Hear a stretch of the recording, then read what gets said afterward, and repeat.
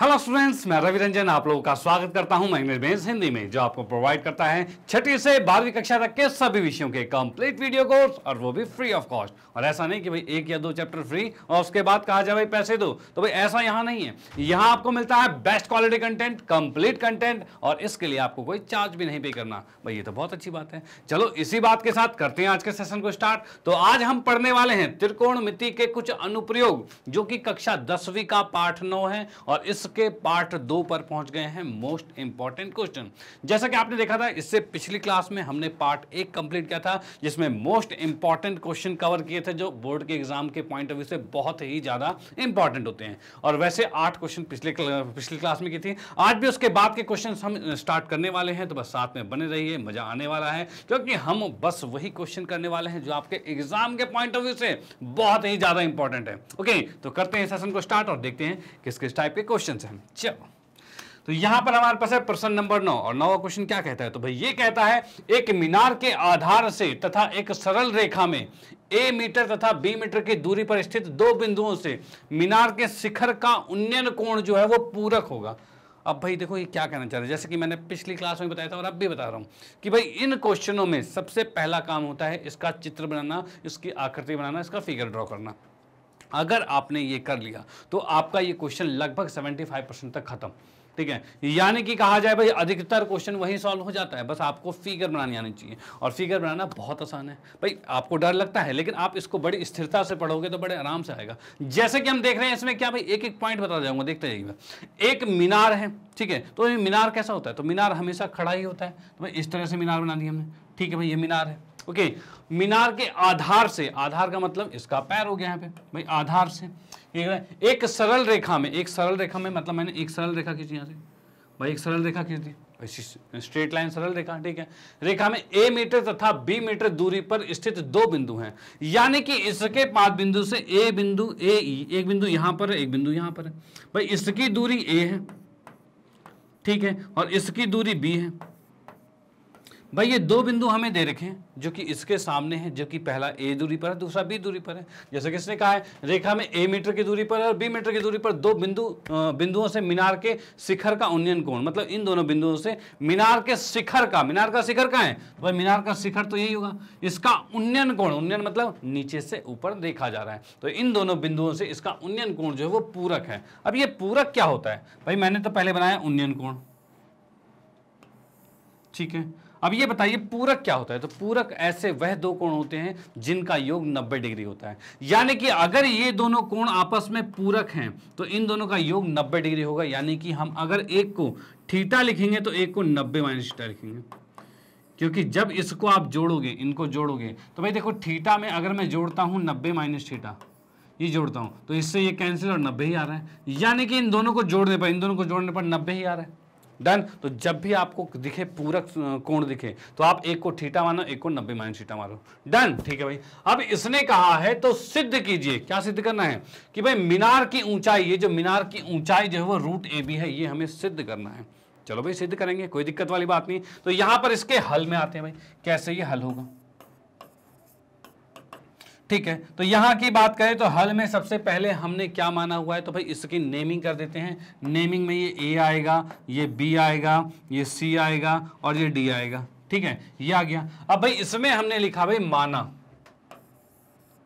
माना जो मीनार की ऊंचाई है, मीनार की ऊंचाई जो है भाई, माना कि मीनार की जो ऊंचाई है वो कितनी है भाई, उसको हमने मान लिया है AB है, AB है, मीनार की ऊंचाई AB है। डन, ठीक है भाई। अब इसने कहा है क्या करना है भाई, मीनार की ऊंचाई ज्ञात करनी है, मतलब कि यही चीज हमें ज्ञात करनी है भाई, मीनार की ऊंचाई ज्ञात करनी है, जिससे हमने AB माना हुआ है। ठीक है, अब जो 2 बिंदु हमें दिए हुए थे, 2 बिंदु दिए हुए थे, यानी कि जैसा कि क्वेश्चन में दिया था, तो CB हमें दे रखा है कितना, A मीटर दे रखा है, CB A दे रखा है, और बात की जाए DB, ये दे रखा है B।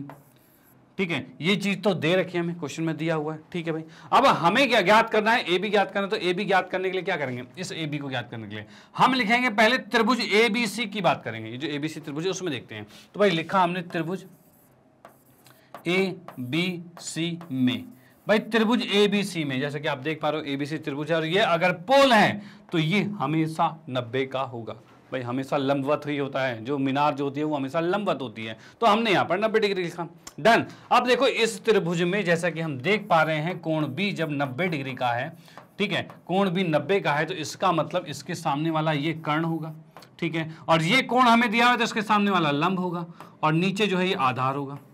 वही होगा लंब कर्ण और आधार होगा। अच्छा इसमें क्या ज्ञात करना है, तो हमें इसमें ये लंब ज्ञात करना है, ठीक है, और क्या दिया हुआ है, तो आधार दिया हुआ है, मतलब कर्ण का कोई यूज नहीं, यानी लंब और आधार की बात कर रहे हैं, यानी लंब और आधार, यानी कि कहा जाए लंब बटे में आधार क्या होता है, तो ये होता है आपका साइन थीटा, ठीक है, ये साइन थीटा होता है क्या, नहीं, लंब बटे आधार होता है आपका टेन थीटा, और ये चीजें आपको आनी चाहिए और इसमें कोई भी कॉम्प्रोमाइज नहीं, ये मैंने लास्ट क्लास में भी दोबारा से एक्सप्लेन किया था, ठीक है, कि टेन कब लेना है, साइन कब लेना है और कॉस कब लेना है, ठीक है, तो लंब बटे आधार क्या होता है, टेन थीटा होता है, और टेन की बात करें, थीटा की बात करें, थीटा क्या है, तो कोण यहाँ पर 90 माइनस थीटा है, तो हमने यहाँ पर लिखा क्या 90 माइनस थीटा।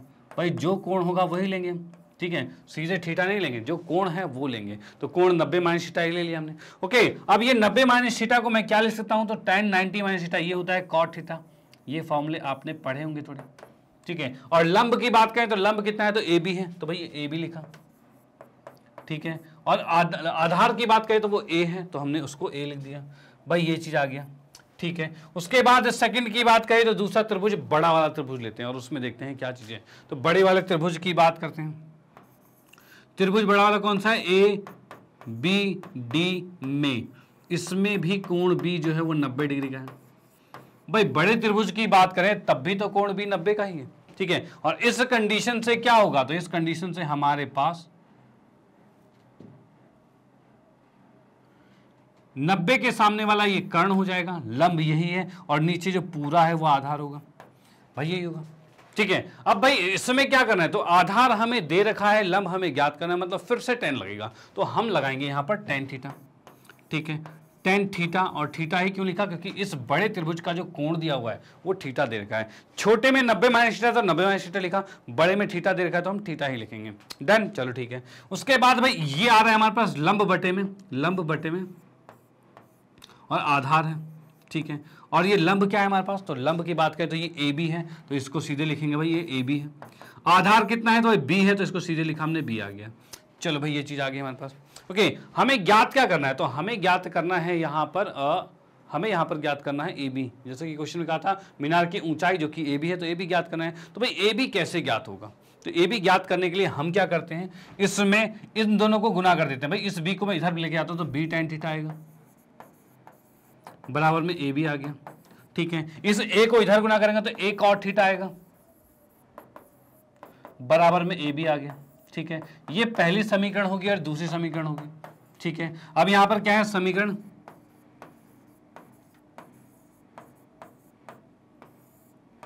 एक को 2 से गुणा करने पर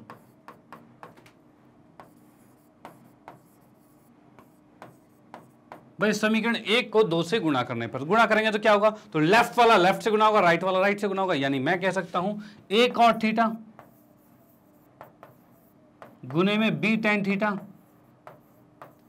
बराबर में, देखो लेफ्ट वाले को लेफ्ट से गुना कर दिया, ठीक है, राइट में ए बी है, राइट में ए बी है, दोनों को गुना करते हैं तो ये आ जाएगा ए बी का वर्ग आ गया, ठीक है भाई, ए बी का वर्ग आ गया। अब देखिए क्या चीज है, तो यहां हमें दिख रहा है cot और tan, तो भाई cot और tan क्या होता है, अगर मैं कहूं cot थीटा गुने में tan थीटा क्या होता है, तो भाई इसमें हमें पता है cot, ये cot है, cot थीटा है, ठीक है, तो cot और tan क्या होता है, तो cot को हम क्या लिख सकते हैं, 1/tan, क्या लिखा जा सकता है, तो भाई बिल्कुल, तो tan से tan कट जाएगा और ये तो बचेगा 1, यानी इससे पता चलता है cot और tan आपस में कट जाते हैं और आता है 1, यानी कि हम इस cot को tan से काट सकते हैं, कोई दिक्कत नहीं, ठीक है। अब यहां पर स्क्वायर है, इसको हटाएंगे तो क्या होगा, तो अगर इस स्क्वायर को हटाओगे तो भाई इसकी जगह यहां पर रूट में आएगा क्या, जो बचा है ए बी, तो ये ए बी कितना आ गया, रूट में ए बी आ चुका है।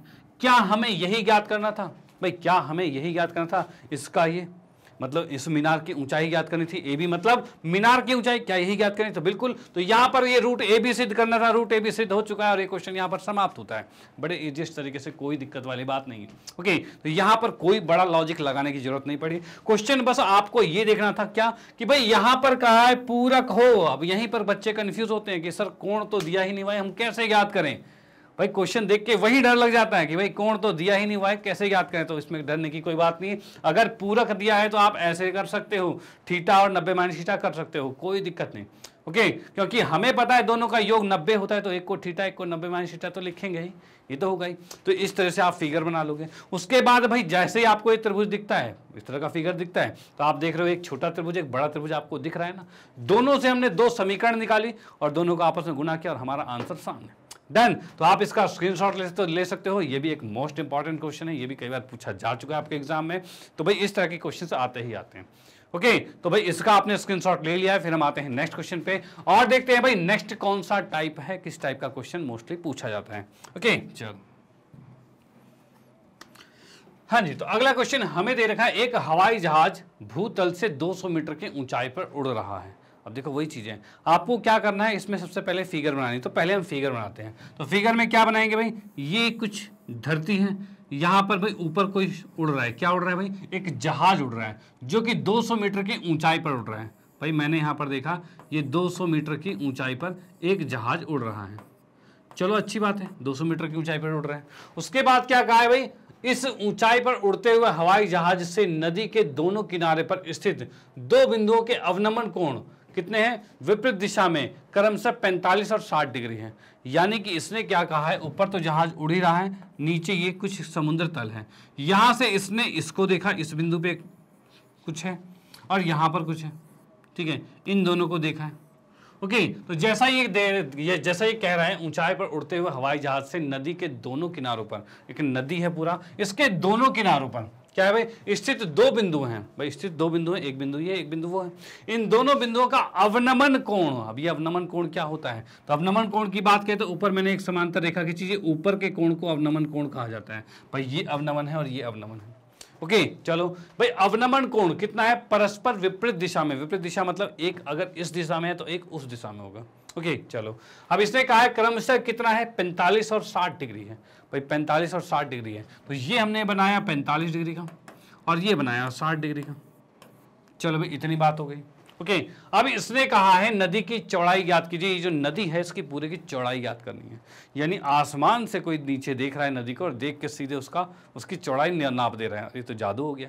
लेकिन ये जादू कर सकते हो आप अगर आपको त्रिकोणमिति आती है। तो देखो ये जादू कैसे होता है। तो भाई ऊपर से देखना, किस हिसाब से देख रहे हो, वो कोण मापना तो आपके बस की है, ठीक है। और आपने फ्लाइट में देखा होगा भाई, उसमें दिखा भी रहा होगा कितने ऊंचाई पर उड़ रहा है, ठीक है। उसके अनुसार से हम यहाँ पर नीचे नदी की चौड़ाई भी नाप सकते हैं। और इसमें क्या है, ये 60 का है। देखो अवनमन कोण ऊपर के कोण को देखते हैं हम। अवनमन मतलब ऊपर से जब कोई नीचे देखता है तो उसे अवनमन कोण कहा जाता है। तो ये अवनमन है। अगर ऊपर अवनमन यहाँ पर है तो क्या उन्नयन भी इतना ही होगा, ये नीचे भी उतना ही होगा? तो यस, आपको जैसा कि मैंने बताया भी है कई बार कि भाई अवनमन और उन्नयन कोण हमेशा सेम होता है, ठीक है। बस लिखने का तरीका अलग है, जो ऊपर है वही नीचे होगा। और वो भी कैसे हो रहा है, तो भाई ये रेखा इसके समांतर है ना, तो अंत एकांतर कोण बन रहा है तो बराबर ही होगा, ठीक है। और सीधे भी आज कर सकते हो कि भाई अवनमन और उन्नयन कोण क्या होते हैं, बराबर ही होते हैं। तो ये 45 का है तो ये भी 45 का होगा, ठीक है। अब इसकी नेमिंग करते हैं भाई, ये ए आ गया, ये बी आ गया, ये सी आ गया और ये डी आ गया। भाई ये चीज हो गया हमारे पास। ओके, अब यहां पर इसमें हल में आते हैं भाई, हल कैसे होगा इसमें, ठीक है। हल की बात करते हैं यहाँ पे। तो हल में हम देख सकते हैं, सबसे पहले त्रिभुज लेते हैं ए सी बी या फिर ए बी सी। भाई त्रिभुज ले लिया हमने ए बी सी, त्रिभुज ए बी सी में, भाई इस त्रिभुज में की बात करते हैं। तो इसमें हम देखते हैं, तो यहां पर हवाई जहाज की ऊंचाई जो है, जैसे कि हमें पता है हवाई जहाज की ऊंचाई क्या है, 200 मीटर है। अच्छा पहले लिख ही देते हैं, हवाई जहाज की ऊंचाई को लिख ही देते हैं, ठीक है। जैसे कि हम लिखेंगे माना क्या दिया हुआ है, हवाई जहाज की ऊंचाई,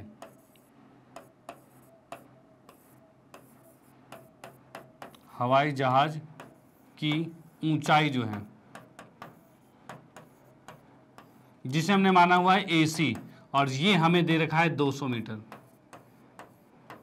ठीक है भाई, ये चीज दे रखा है। उसके साथ साथ क्वेश्चन में हमें दे रखा है कोण B जो है वो 60 डिग्री का है और कोण D जो है वो 45 डिग्री का है। भाई ये चीज हमें दे रखा है। ओके, अब यहां पे आते हैं, त्रिभुज कौन सा लेंगे, लेफ्ट वाला, जैसे त्रिभुज हम निकाल रहे थे, तो त्रिभुज ABC में, भाई त्रिभुज ABC में जो कोण A है, कोण B है वो 60 डिग्री का है, और कोण C जो है ये 90 डिग्री का है, क्योंकि ये हमेशा लंबवत ऊंचाई होती है। याद रखना, जब भी ऊंचाई लेते हैं हमेशा लंबवत लेते हैं, तो ये 90 का ही होगा। डन, चलो ठीक है। अब इसी के अंदर हम क्या देख पा रहे हैं, हमें नदी की चौड़ाई याद करनी है, मतलब ये बेस निकालना है। तो हम क्या करेंगे, इस त्रिभुज से इसका आधार निकाल लेते हैं, इस त्रिभुज से इसका आधार निकाल लेते हैं, दोनों को जोड़ देंगे, आ जाएगा। यानी हमें आधार निकालना है, और थीटा के सामने वाला लंब होता है, तो लंब हमें दिया हुआ है, लंब दे रखा है, आधार निकालना है। भाई लंब ये है, ठीक है, आधार ये है, तो लंब दे रखा है, आधार निकालना है। लंब बटे आधार क्या होता है, तो भाई tan थीटा होता है। तो हम यहां पर लिखेंगे tan, और थीटा क्या है, तो डिग्री हमें 60 दे रखी है, तो भाई 60 डिग्री का है, और ये हमें देता है लंब बटे में आधार, जो कि हो जाएगा AC बटे में BC, ये होगा। भाई tan 60 का मान कितना होता है, तो tan 60 की बात की जाए तो √3 होता है, और ये तो तुम्हें आना ही चाहिए भाई, ये इसकी टेबल तो याद होनी ही चाहिए, तभी ये क्वेश्चंस कर पाओगे। भाई कुछ चीजें होती है जो कंपलसरी आपको आने चाहिए, उसका कोई कुछ नहीं की कर सकते कि आप एग्जाम में बैठ के tan 60 का मान कहते हैं सिद्ध करोगे, निकालोगे, तो भाई ये चीज पॉसिबल नहीं है, ठीक है। तो ये चीज आपको याद होनी चाहिए, तभी ये क्वेश्चन हो सकते हैं। तो सबसे बेसिक चीज है कि भाई इसके डिग्री के मान आपको याद होने चाहिए, जिसको बहुत बेहतरीन तरीके से आपको मैंने इसके कॉन्सेप्ट वीडियो में भी बता रखा है, ठीक है। तो अगर ये चीजें नहीं आती तो फिर मुश्किल हो जाएगी, क्योंकि इसको जब तक रखोगे नहीं इसमें, तो कहाँ से मान याद होगा, मतलब कहाँ से वैल्यूज निकलेगी। जैसे कि हमारे पास tan 60 है, तो उसका मान √3 आपको पता होना चाहिए, तो भाई ये चीज जरूर याद करनी है। ओके, तो यहाँ पर tan 60 हमने √3 लिख दिया। AC की बात करें तो AC कितना है, 200 मीटर है, और BC कितना है, तो BC नहीं पता, ये BC आ गया। इस BC को मैं इधर भेजता हूं, तो BC ये आ गया है, और बराबर में आ गया है 200 बटे में √3 आ गया। भाई इतने मीटर आ गया है क्या, भाई ये BC आ चुका है इतना। डन, चलो ठीक है। अब उसके बाद नेक्स्ट पे आते हैं, नेक्स्ट कौन सा है, तो अगला वाला त्रिभुज ये वाला है, तो मैं लिखता हूं भाई त्रिभुज ACD में, भाई इसमें भी कोण C जो है वो 90 डिग्री का है, ठीक है, और कोण D जो है वो 45 डिग्री का है। भाई ये चीज है, भाई इस त्रिभुज के अंदर कोण C जो है वो 90 डिग्री का, क्योंकि हम देख पा रहे हैं इधर लंब है तो इधर भी लंब होगा, ठीक है, और कोण D जो है वो 45 डिग्री का है। डन, चलो ठीक है। अब यहां पर इस त्रिभुज की बात करें, इस त्रिभुज की बात करें, ठीक है, तो इस त्रिभुज में क्या होगा, तो इस त्रिभुज में भी हमें आधार ही निकालना है। तो भाई लंब दे रखा है, आधार निकालना है, ये भी तो आधार है, भाई थीटा के सामने वाला लंब है और नीचे जो है वो आधार है, ठीक है। तो भाई लंब दिया है, आधार निकालना है, मतलब फिर से हम लेंगे tan 45 डिग्री, भाई tan 45 डिग्री जो कि आएगा लंब बटे में आधार, और लंब कितना है भाई AC, और बटे में कितना है DC आ गया, ठीक है, इतना आ गया। और tan 45 कितना होता है, तो भाई ये 1 होता है, और AC कितना है, तो AC है 200, और DC बटे में है, इस DC को इधर भेज देंगे तो DC कितना आ गया, तो ये आ गया 200 मीटर आ गया, ठीक है भाई, ये आ गया। उसके बाद हमें ज्ञात करना है क्या, भाई नदी की चौड़ाई ज्ञात करनी है। तो यहां पर हम क्या कहेंगे, भाई नदी की चौड़ाई,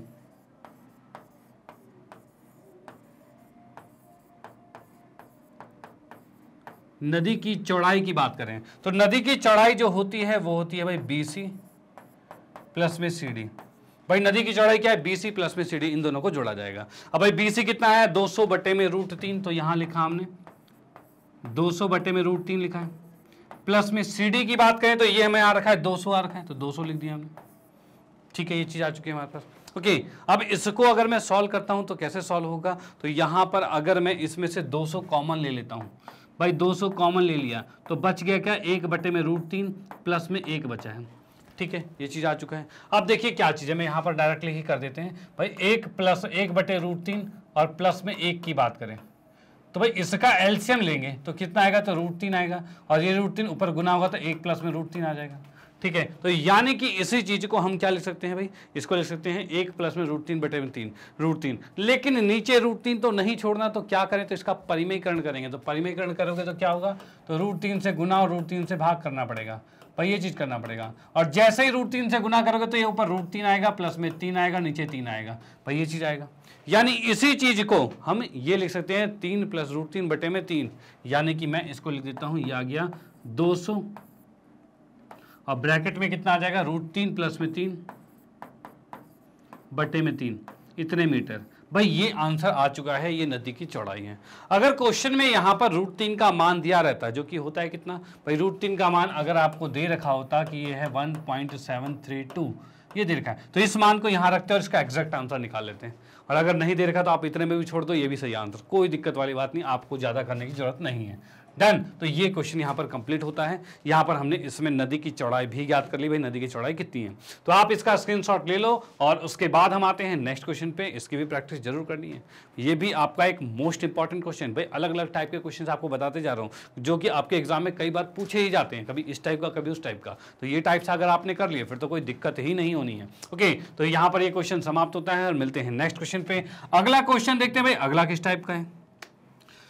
हाँ जी, तो अगले क्वेश्चन में प्रश्न नंबर 11 है और 11वें क्वेश्चन में हम देख पा रहे हैं, समतल भूमि के एक बिंदु पर एक ऊर्ध्वाधर मीनार का उन्नयन कोण इस प्रकार है कि इसका स्पर्श, मतलब इसे कहते हैं टेंजेंट कहा जाता है, जो कि 5/12 है। अब ये क्या है भाई, ये स्पर्शज क्या होता है, टेंजेंट क्या होता है, ये क्या होता है। तो इसका मतलब ये है, ये टेंजेंट जो 10 होता है, जो tan थीटा होता है, tan थीटा देखते हैं ना, तो यानी कि क्या होता है, वो थीटा कोण होता है, लेकिन tan का पूरा नाम क्या है, तो टेंजेंट है। यानी ये आपको tan थीटा ही दे रखा है, यानी इस क्वेश्चन में tan थीटा का मान 5/12 आपको क्वेश्चन में दिया हुआ है। भाई इसमें tan का मान 5/12 दे रखा है। यदि सरल रेखा में मीनार की ओर 192 मीटर चलने पर उन्नयन कोण का स्पर्शज जो कि टेंजेंट जो है वो 3/4 हो जाता है, तो मीनार की ऊंचाई ज्ञात कीजिए। भाई ये चीज करना है। अब देखो इसी को मैं यहाँ पर सॉल्व करूंगा, तो क्वेश्चन में देखते हैं भाई कैसा कैसा क्या कह रहा है। तो पहले क्या है, समतल भूमि के एक बिंदु से ऊर्ध्वाधर मीनार का उन्नयन कोण, यानी कि हम देखते हैं भाई एक मीनार हमारे पास ही है, ठीक है, उसमें समतल भूमि है। अब यहां से इसने एक देखा, यहां से इसको देख रहा है, तो थीटा कोण आ गया, ठीक है भाई, थीटा कोण ऊपर देखा जा रहा है। अब इसने कहा है, दोबारा से एक बार क्वेश्चन पढ़ लेते हैं फिगर बनाने के अकॉर्डिंग कि भाई कैसे फिगर बन रहा है, ठीक है। तो यहां पर इसने कहा समतल भूमि के एक बिंदु पर एक ऊर्ध्वाधर मीनार, ये समतल भूमि है, उसके एक बिंदु पर एक ऊर्ध्वाधर मीनार है का उन्नयन कोण इस प्रकार है। भाई किस प्रकार है कि इसका स्पर्श, मतलब इसका उन्नयन कोण यहां से इस प्रकार है कि इसका टेंजेंट यानी tan थीटा जो है वो 5/12 है, ठीक है। यदि सरल रेखा में मीनार की ओर 192 मीटर चलने पर, यानी यहां से ये चलता चलता यहां पर आ गया, ठीक है, और अब ये कितना चला है, तो 192 मीटर चला है। भाई ये इतना चल गया, ठीक है भाई। 192 मीटर चलने पर उन्नयन कोण स्पर्श कितना हो जाएगा, 3/4 हो जाएगा।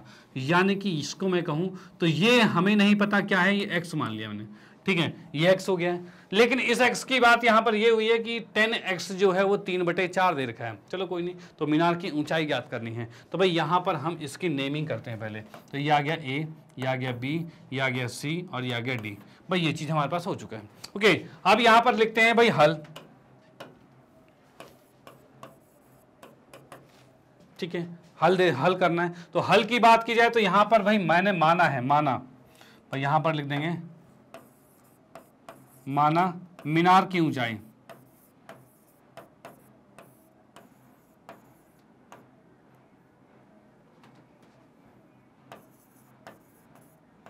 मीनार की ऊंचाई जो है कितनी है, ये दे रखी है आपको AB, ठीक है भाई, माना मीनार की ऊंचाई AB है, और साथ में हमें दे रखा है tan थीटा। भाई tan थीटा मतलब इस थीटा के अकॉर्डिंग दे रखा था 5/12 दे रखा था, ठीक है, और साथ में दे रखा था 10x, मतलब यहां पर जब चल के आगे आ गया था उस टाइम पे tan थीटा जो था, यानी कि कहा जाए स्पर्श जो कहा जाए वो 3/4 दे रखा है, यानी कि ये आ गया 3/4। चलो भाई ठीक है, इतनी बात हो गई है। अब क्वेश्चन में कहा गया है तो मीनार की ऊंचाई ज्ञात करनी है। मीनार की ऊंचाई कैसे निकालेंगे, तो सबसे पहले आएंगे किस पे, तो त्रिभुज ABC में आएंगे। मतलब पहले त्रिभुज कौन सा है, ABC। तो आते हैं भाई त्रिभुज ABC में, ठीक है, इसके अंदर कोण B जो है वो 90 का है, ठीक है भाई, कोण B 90 का है। अब कोण B 90 है तो ये हमारा कोण है, इसके सामने वाले की बात करें तो ये लंब होगा और ये आधार होगा, ठीक है। हमें इसके लंब को निकालना है और आधार हमें यहां पर दे रखा है, ये चीज है। तो लंब आधार किस में आता है, तो 10 में आता है। तो हम यहां पर लिखेंगे 10x, क्योंकि थीटा x है। 10x बराबर कितना आएगा, तो AB बटे में लंब बटे में कितना है, तो आधार है यानी BC है।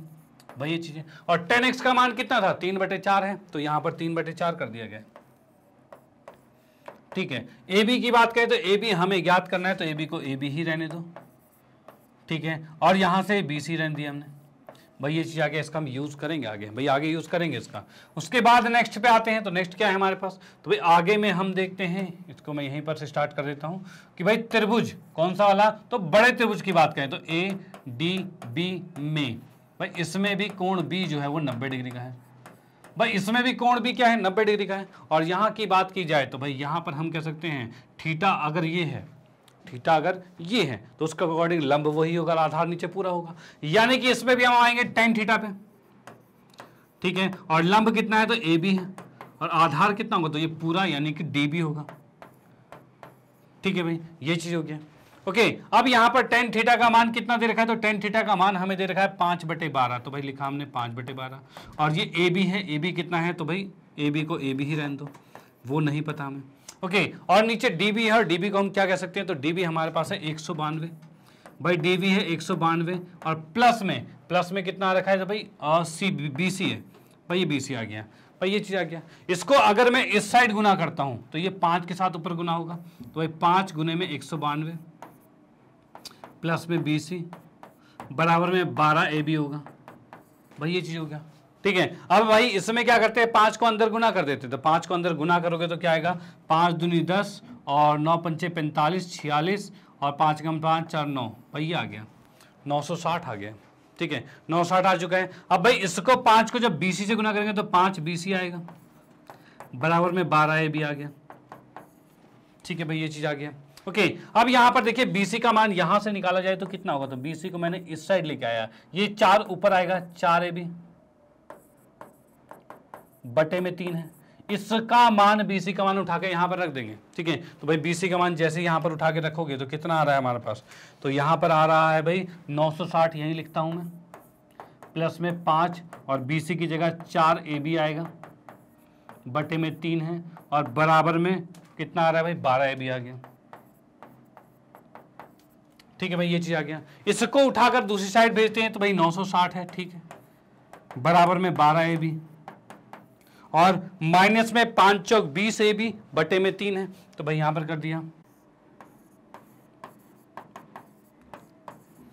ठीक है, ये आ गया हमारा 20 AB, इस 5 चौक 20 बटे में 3 है, तो 20 बटे 3 AB हमने उधर जाके माइनस कर दिया। अब भाई यहाँ पर माइनस तो कर दिया है, तो फिर इसमें भी एलसीएम लेके भी कर दिया, 12 दूनी 24 बातें 36, ये भाई 36 AB माइनस में 20 AB बटे में 3 आ गया, ठीक है। अब इसको माइनस किया तो 16 AB आ गया बटे में 3 है, बराबर में 960 है, ठीक है ये आ गया। अब इस 3 को ऊपर करते हैं, 16 को नीचे ले आते हैं, तो यहाँ हमारे पास क्या आ रहा है, तो 960 गुने में 3 बटे में 16, तो ये आ गया हमारे पास। अब क्या 16 से ये कटेगा, भाई 16 से हमारा 960 कट पाएगा क्या, तो भाई इसमें मैं देखता हूँ, तो 16 से 16 दाएँ 160 और 16 दूनी 32, 16 दूनी 32, 12 पंचे 60, यानी कि हम कर सकते हैं इसको 16 चौके 64, 16 पंचे 80 और 16 छिक 96, 60 पे आ रहा है, बिल्कुल ठीक, तो ये 60 पे आ गया, ये आ गया, बराबर में AB आ रहा है,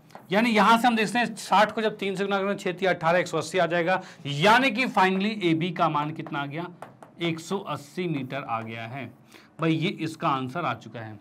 भाई यहां से AB निकाला, AB कितना आ गया 180 मीटर, AB ही ज्ञात करना था भाई। हाँ, मीनार की ऊंचाई, भाई मीनार की ऊंचाई ज्ञात कीजिए जिसको हमने AB माना हुआ था, और ये AB हमारा ज्ञात हो चुका है 180 मीटर। तो ये यहाँ कह सकते हैं भाई ये इसकी ऊंचाई जो है वो 180 मीटर है। और यहाँ देखिए क्वेश्चन में कुछ नया क्वेश्चन था, ये नया क्या दिखा इसमें आपको, भाई इसमें ये दिखा इसमें कोई कोण नहीं दिया हुआ, ना पूरक दे रखा ना कुछ दे रखा, सीधे tan थीटा का मान दे दिया है सीधे, ठीक है। और मान बोलोगे सर 5/12 तो हमने पढ़ा ही नहीं। एक्चुअली क्या है, हम जो पढ़ते हैं कुछ विशिष्ट कोणों पर ही पढ़े हमने, जैसे कि 30 degree 45 degree 60 degree 0 degree 90 degree यही पढ़ा था। लेकिन अगर इन्हीं के बीच में कोई मान रहे तो भाई ये 30-50 डिग्री का कह दिया था, 50 का मान कुछ तो रहेगा। अब वैसे ही इसने कोई एक मान ले लिया है जो को 5/12 है, जो कि हमारे उस तालिका में नहीं है, इसलिए उन्होंने एक्स्ट्रा ले लिया। तो इसको कंफ्यूज नहीं होना, क्योंकि इन्होंने मान तो दे ही रखा है ना। तो भाई थीटा जैसे कि है tan थीटा हमें नहीं पता कितना, लेकिन tan थीटा का मान इसने दे ही दिया, इसने कोण नहीं दिया, उसका मान सीधे दे दिया। तो मान को भी हम डायरेक्टली यूज कर सकते हैं, और ऐसे तो इस तरह के क्वेश्चंस भी बनते हैं, और ये आपको आने चाहिए, ठीक है। और अब आपको इसमें कोई कंफ्यूजन नहीं होगी, क्योंकि इससे पहले अगर ये आपके एग्जाम में आता था बिल्कुल कंफ्यूज होने वाले थे कि भाई ये क्या ही है, क्या दे दिया ये, इसमें तो ना थीटा है, ना कुछ है, ना कुछ है। एनसीईआरटी में तो कुछ इस तरह का क्वेश्चन है नहीं, ठीक है। तो भाई जब ये नहीं है क्वेश्चन ऐसा तो कैसे करें? तो भाई यहाँ आप हो ना, भाई हम आपकी दिक्कत को रिजॉल्व करने वाले हैं। हमें पता है आपके सामने क्या क्या बाधाएं आएगी, उसको कैसे आपको हटाना है, तो बस वो चीज़ हम आपको बताते जाएंगे, आपको रास्ता बताते जाएंगे, आपको बस चलना है, लेकिन चलना जरूर है। अगर आपको हम रास्ता दिखा रहे हैं और आप नहीं चल रहे हो तो वो आपकी गलती है, ठीक है। यहाँ पर हम रास्ता आपको दिखा रहे हैं, हर चीज़ पैटर्न आपको बता रहे हैं, आपको बस चलना है। आप चलते जाइए, सक्सेसफुल अपने आप हो जाओगे। ओके, चलो भाई ठीक है, इसका आपने स्क्रीनशॉट ले ही लिया होगा। फिर हम आते हैं नेक्स्ट क्वेश्चन पे। अगले क्वेश्चन को देखते हैं भाई, अगला किस टाइप का क्वेश्चन। हाँ जी, तो यहाँ पर हमारे पास है प्रश्न नंबर 12 में ये क्या रखा है कि समतल जमीन पर खड़ी एक मीनार की छाया उस स्थिति में 10 मीटर अधिक लंबी हो जाती है जब सूर्य का 49 जो एल्टीट्यूड है वो कितना क्या रखा है भाई, 45 डिग्री से घटकर 30 डिग्री हो जाता है। तो मीनार की ऊंचाई बतानी है। यानी कि क्वेश्चन में ये कहा गया है कि एक मीनार है, ठीक है भाई, इसकी परछाई आ रही है यहाँ पे, और इसकी परछाई आई रही होगी। अब यहाँ पर देखा जाए भाई, इसने जो कहा है समतल जमीन पर खड़ी मीनार की छाया स्थिति में 10 मीटर अधिक लंबी हो जाती है। कब हो जाती है? जब ये इसकी छाया, जैसे कि मान लो कि पहले इसने कहा है 45 डिग्री था, ठीक है, पहले ये 45 डिग्री था और सूरज यहां पर था, ठीक है। लेकिन वही बात करें, इसकी बात करें, सूरज जैसे ऊपर से नीचे आता है, ऊपर से नीचे जैसे आता है सूरज, तो सूरज को नीचे आते ही क्या देखा आपने देखा भाई ये 30 डिग्री हो जाएगा। भाई सूरज जैसे ऊपर से नीचे आए तो ये कोण की बात की जाए तो 30 डिग्री हो जाएगा। अब क्वेश्चन ने ये कहा है जैसे ही वो 45 से 30 आता है उसकी छाया है 10 मीटर अधिक लंबी हो जाती है, यानी पहले जितनी भी थी उससे 10 मीटर अधिक लंबी हो जाती है। भाई ये आ गया। इस तरह के क्वेश्चंस भी आते हैं आपके, जो कि सूरज के आधार पर होते हैं, सन के आधार पर कि सन कैसे डूब रहा है, उग रहा है, उसमें कोण में जो परिवर्तन हो रहा है उसके अनुसार। तो यहाँ पर हमने देखा 10 मीटर बदल गया, जाहिर सी बात है जैसे ही सूरज नीचे आएगा छाया आपकी लंबी हो जाएगी। देखते हो आप भाई, दोपहर 12 बजे 1 बजे की बात की जाए तो आपकी छाया बहुत छोटी सी दिखती है, आप खड़े हो आपकी छाया छोटी सी, क्योंकि सूरज बिल्कुल सर पे होता है, यही होता है। और वैसे की बात की जाए कि भाई आप शाम को अगर जा रहे हो, जैसे कि 4 से 5 बज गए, तो आप देखते हो सूरज थोड़ा सा डूब गया तो आपकी परछाई लंबी हो गई है, यही होता है। तो वही चीज़ है, सूरज जब ऊपर था तो परछाई छोटी थी, जैसे सूरज थोड़ा नीचे आया परछाई अपने आप बड़ी हो गई। डन, ठीक है भाई। अब इसने कहा है मीनार की ऊंचाई ज्ञात करनी है, यानी इसको देख के हमें बताना है इस मीनार की ऊंचाई कितनी है, यानी AH ज्ञात करना है, ठीक है। इसकी नेमिंग देते हैं भाई, A है, B है, C है और D है। ये 4 चीज हो गया भाई, A B C D, ये चीज हो चुकी है। अब इसमें देखते हैं भाई क्या कि दशमलव के स्थान तक, भाई कौन से दशमलव, मतलब दशमलव में भी आंसर इसका निकालना है, कोई दिक्कत वाली बात नहीं है। चलो भाई निकाल देंगे, कोई दिक्कत नहीं। हम यहां पर इसके हल में आते हैं, ठीक है, हल की बात करते हैं। तो यहां पर हल में देखते हैं तो सबसे पहले त्रिभुज लेते हैं भाई, पहले इसको मान लेते हैं, जो जो चीजें मानी हुई है वो लिख लेते हैं पहले। तो भाई यहां पर हमने माना है जो मीनार है की ऊंचाई, जो है मीनार की ऊंचाई हमने मान रखा है कितना, तो भाई AB है, ठीक है भाई। AB जो है मीनार की ऊंचाई है, ठीक है। अब उस समय बात की जाए, अच्छा AB को हमने H मान लिया है तो AB को H भी लिख लेते हैं, कोई दिक्कत वाली बात नहीं। ये जो AB है उसको हमने H मान लिया, जो कि मीनार की ऊंचाई है। डन। अब उसके बाद क्या कहा गया है, तो कोण की बात करें तो कोण जो बदल रहा है इसमें कैसे कैसे बदल रहा है, कोण ADB जो है, ADB जो है ये है 30 डिग्री का, और कोण ACB जो है ये है 45 डिग्री का। भाई ये दो चीजें हैं भाई, ADB है 30 डिग्री का और ACB जो है वो 45 डिग्री का, ये दो चीजें हो गई हैं। चलो बहुत बढ़िया। अब इसके बाद क्या है, तो मीनार की ऊंचाई हमें ज्ञात करनी है, तो इसके लिए हम सबसे पहले छोटा त्रिभुज लेंगे। तो छोटे त्रिभुज की बात की जाए तो क्या है भाई, ABC है, त्रिभुज आ गया ABC में। भाई छोटे त्रिभुज की बात की जाए तो ABC में, इसमें हम कह सकते हैं भाई 45 डिग्री का कोण बन रहा है। भाई ABC की बात करें तो इसमें 45 डिग्री का कोण बन रहा है, तो 45 डिग्री का कोण बन रहा है तो 10 45 चलेगा। अब भाई 10 ही क्यों लिया हमने, 10 45 क्यों लिया, क्योंकि हमें आधार एक छोटा सा पता है, मतलब इसी को रिलेट करेंगे, ठीक है। और लंब हमें निकालना है, कर्ण का तो कोई यूज ही नहीं है, तो भाई लंब और आधार 10 में आता है तो वही चीज चलेंगे। तो 10 45 मतलब छोटे त्रिभुज की बात करें तो लंब बटे में आधार, यानी कि H बटे में BC आएगा, ठीक है। और 10 45 कितना होता है, तो वो होता है 1। अब 10 45 1 है तो यहां लिखा 1 बराबर में H बटे में BC आ गया, ठीक है। इस BC को उधर भेज दिया तो BC बराबर में H आ जाएगा, ठीक है भाई, यानी कि हम कह सकते हैं ये BC जो है ये भी H का आ चुका है। ओके, ये भी H का आ चुका है। अब आते हैं बड़े त्रिभुज पे। बड़ा त्रिभुज कौन सा है, तो हमने लिया भाई त्रिभुज कौन सा, ABD में। भाई इस त्रिभुज में बात करते हैं, त्रिभुज ABD की बात करते हैं। तो इसमें बात करते हैं तो यहां पर हम लिखेंगे क्या, तो यहां पर लिखते हैं 1030 लिखेंगे। क्यों भाई, इसमें 1030 क्यों लिखा जाएगा, भाई 1030 इसलिए लिखा जाएगा कि लंब हमें निकालना है, आधार भी हमें पता है, तो लंब और आधार का खेल चल रहा है, और लंब और आधार का खेल कौन बनाता है, तो 10 बनाता है। भाई 10 भी ही होता है लंब बटे में आधार, तो 10 ही चलेगा। तो 1030 हमने लिखा यहाँ पर, जो कि है हमारे पास लंब यानी कि H बटे में आधार यानी 10 प्लस में H। भाई ये चीज हमारे पास 1030 का मान कितना होता है, 1 बटे में √3 होता है, बराबर में H बटे में 10 प्लस H होगा। ठीक है, इसको ऊपर गुना करेंगे, इसको ऊपर यानी 10 प्लस में H बराबर में √3H। भाई ये चीज हो गया हमारे पास। ओके, अब इस H को उठा के उस साइड लेके जाएंगे तो भाई क्या होगा, तो भाई जैसे इस H को उधर लाएंगे तो 10 तो ठीक है, बराबर में आ रहा है √3H, माइनस में H आ रहा है। ठीक है, इसमें से H हमने कॉमन ले लिया तो ये आ रहा है √3 माइनस में 1 बराबर में 10 है, और इसको नीचे ले आते हैं 10 बटे में √3 माइनस में 1 आ रहा है, बराबर में H है। भाई ये चीज़ है, भाई इसको उठा के नीचे लेके आ गए हैं। अब इसको परिमेयकरण करते हैं, क्योंकि नीचे आ रखा है रूट, तो भाई परिमेयकरण कैसे करेंगे, तो ये H यहीं रहने दिया, और इसकी बात करें तो इसमें परिमेयकरण नीचे माइनस का है तो ऊपर प्लस के साथ करेंगे। ठीक है भाई, ये चीज आ गया।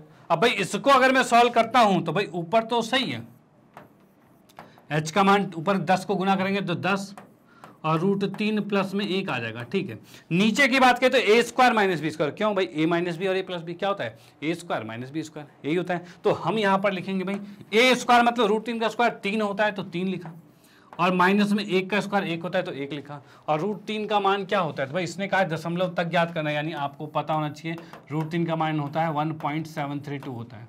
ठीक है, ये आपको पता होना चाहिए। तो हमने यहाँ पर लिख दिया भाई क्या कि 10 और यहाँ पर 1.732 प्लस में 1 और बटे में 3 में से 1 गया तो 2 बचेगा।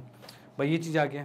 ओके, अब यहाँ पर क्या करते हैं, 2 से हमने इसको काट दिया, ये 5 पर आ गया, और 5 से हम इसको गुना करेंगे, किसको, 5 गुने में 2.732। भाई ये चीज होगा, 5 को इससे गुना किया जाएगा, और 5 को जब मैं इससे गुना करता हूं तो क्या चीज आ रहा है, तो ये आ रहा है भाई 5 दूनी 10। ठीक है, एक हासिल 5 या 15 का 16 का 6 हासिल 1, 7 पंचे 35, और एक 36 का 6 हासिल 3, और 5 दूनी 10 3 13।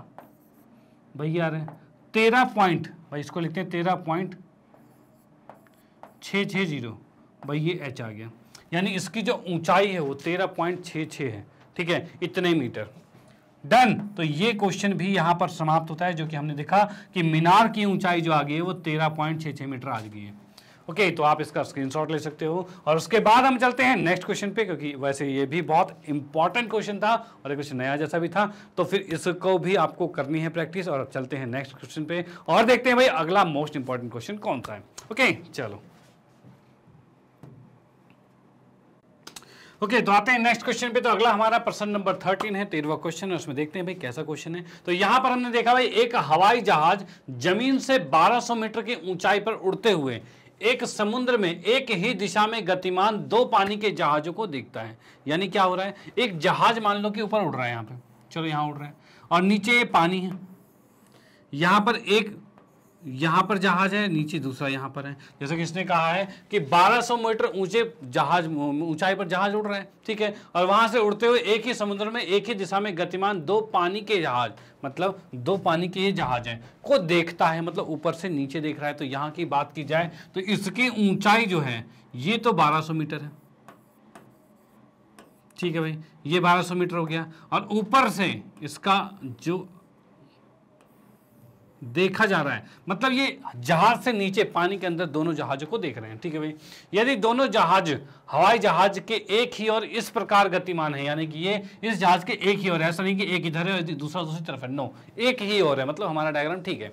चलो, एक ही और इस प्रकार गतिमान है कि किसी क्षण इनके अवनमन कोण क्रमशः 60 और 30 डिग्री है। मतलब यहाँ पे आप देखोगे ये है 60 डिग्री का और ये है 30 डिग्री का, याद रखना ये ज़्यादा खुला हुआ 60 का होगा, कम खुला हुआ 30 का होगा, याद रखना, कभी उल्टा मत कर देना। इसमें दिया नहीं रहेगा कि पहले कौन सा है बाद में कौन सा है, आपको खुद पता करना पड़ेगा। वो कैसे, तो किसका मुंह ज़्यादा खुला हुआ है, तो जो पास में रहेगा उसका मुंह ज़्यादा खुला है, जो दूर आ गया मुंह कम खुल गया उसका, तो मतलब ये कम कोण का हो जाएगा। डन, चलो ठीक है। तो यहाँ पर ये 30 डिग्री आ चुका है और 60 डिग्री आ चुका है। तो इस क्षण दोनों जहाज़ों के बीच की दूरी ज्ञात करनी है, मतलब मुझे इस x का मान ज्ञात करना है, मतलब इनके बीच की दूरी हमें ज्ञात करनी है, कितना होगा। ओके चलो अब इसका नामांकन कर देते हैं भाई, नाम दे देते हैं इसको, तो A, B, C और D, भाई ये चारों नाम आ गए। ओके अब यहाँ पर लिखा हमने भाई क्या, तो भाई दिया है, भाई यहाँ पर लिखा दिया है। इससे पहले हम लिखते हैं हल, भाई सीधे हल पे चलेंगे, दिया है वाली कंडीशन नहीं यहाँ पे। यहाँ पर लिखा हमने हल में, तो हल की बात करें तो यहाँ पर हम लिख सकते हैं क्या, सबसे पहले कि भाई जहाज की, हवाई जहाज की ऊंचाई, जो हवाई जहाज है, भाई लिखा हमने हवाई जहाज की ऊंचाई। भाई हवाई जहाज की ऊंचाई जो है वो कितनी है, तो ये हम देख सकते हैं भाई 1200 मीटर, जो कि हमने लिखा है AB। भाई ये हमें दे रखा है 1200 मीटर, ठीक है। उसके बाद क्या है भाई, उसके बाद दे रखा है दोनों, जो दो जहाज है हमारे पास, ठीक है, जो दो पानी के जहाज है, तो भाई यहां पर लिखेंगे पानी के दोनों जहाजों, पानी के दोनों जहाजों के बीच की दूरी, ठीक है भाई, दोनों के बीच की दूरी कितनी है, तो ये हमने लिखा है भाई DC है। भाई इन दोनों के बीच की जो दूरी है वो DC है, और DC का मान हमने माना हुआ है x माना हुआ है, ठीक है। तो यहां पर हम लिख देते हैं भाई माना है, ठीक है भाई, मानने वाली बात है। उसके बाद हमें कोण जो दे रखा है भाई, कोण कौन सा, ADB जो है ये दे रखा है 30 डिग्री, और दूसरा कोण ACB जो है ये हमें दे रखा है 60 डिग्री। चलो भाई इतनी बात हमें दे रखी थी और ये हमें ज्ञात करना था, वो चीज़ हमने यहाँ पर लिख दी है। अब इसके बाद देखेंगे भाई कैसे ज्ञात होगा। तो इसमें जब भी आपको ऐसा त्रिभुज दिखे, मतलब ऐसा फिगर दिखे जिसमें देख रहे हो एक छोटा त्रिभुज है एक बड़ा त्रिभुज है, तो दोनों त्रिभुजों को सॉल्व करना है। तो भाई पहला त्रिभुज ये कौन सा, ABC, इसको देखते हैं। तो भाई मैंने लिखा त्रिभुज ABC में, और याद है तुम्हें कि मैंने बताया था कि भाई जो ऊंचाई होती है वो हमेशा लंबवत होती है, ये 90 डिग्री का कोण है। ओके चलो ठीक है, तो यहां मैंने लिखा कोण B जो है वो 90 डिग्री का है, ये आ गया। अब कोण B जब 90 डिग्री का कोण है हमारे पास, तो उस कंडीशन से हम देख सकते हैं कि थीटा के सामने वाले को लंब कहते हैं, और नीचे जो है वो आधार होता है। और लंब और आधार कौन बताता है भाई, तो भाई tan होता है। भाई tan ही लंब और आधार की कहानी बताता है, ये हमें पता ही है। तो हम यहां पर लिखते हैं tan थीटा, यानी tan 60 डिग्री, tan 60 डिग्री हो जाएगा। और ये कितना है, तो लंब बटे में आधार, यानी कि AB बटे में BC आएगा, AB बटे में BC आएगा, ठीक है भाई, ये चीज आ गया हमारे पास। अब यहाँ पर हम देख सकते हैं भाई tan 60 का मान कितना होता है, भाई tan 60 का मान होता है √3, और AB, तो AB हमारे पास है 1200, और नीचे वाला क्या है, तो ये CB है, ठीक है। और इस CB को इधर भेजा तो CB कितना आ गया भाई 1200 बटे में √3 आ गया, ठीक है भाई, 1200 बटे में √3 आ गया है, ये CB आ चुका है, यानी कि ये CB जो है वो 1200 बटे में √3 आ चुका है। डन, चलो ठीक है। उसके बाद आते हैं नेक्स्ट पे, भाई अगला क्या होगा। भाई अगले की बात करें, अगला कौन सा है, तो बड़े त्रिभुज की बात करते हैं। तो बड़े त्रिभुज में देखा जाए तो त्रिभुज कौन सा वाला है भाई, A, B और D में, भाई ABD में, भाई बड़ा त्रिभुज की बात की जाए तो ABD में। और इसमें हम क्या देख पा रहे हैं, तो इसमें हमने देखा भाई फिर से लंब हमें पता है, आधार में ज्ञात करना है, तो हम वही चीज करेंगे। तो भाई इसमें भी हमारा कोण B जो है वो 90 डिग्री का है, और हमने लिखा भाई tan 30, भाई tan 30 डिग्री आ गया, और ये आ गया लंब कितना है, तो भाई AB है, और आधार कितना है, तो DB है, ठीक है। tan 30 के मान की बात की जाए तो 1/√3 आएगा, और AB की बात की जाए तो ये आएगा 1200, ठीक है। और DB की बात की जाए तो ये क्या है, तो भाई X, और ये CB है, और CB का मान कितना है, इतना आया है, ठीक है। तो हम यहाँ पर लिखेंगे भाई ये जो हमारे पास है X प्लस में CB है, और CB का मान है 1200/√3, ठीक है भाई, ये चीज़ आ गया है। डन, अब इसको करते हैं सॉल्व। भाई कैसे सॉल्व होगा, तो भाई नीचे वाली चीज़ ऊपर गुना होगी और ये वाली चीज़ ऊपर गुना होगी, भाई इस तरीके से चलेगा। तो भाई नीचे ये जो है वो ऊपर गुना होगा और ये इधर गुना होगा, और देखते हैं भाई किस तरीके से गुना होने वाला है। तो यहाँ पर भाई आते हैं नेक्स्ट पे, स्लाइड पे।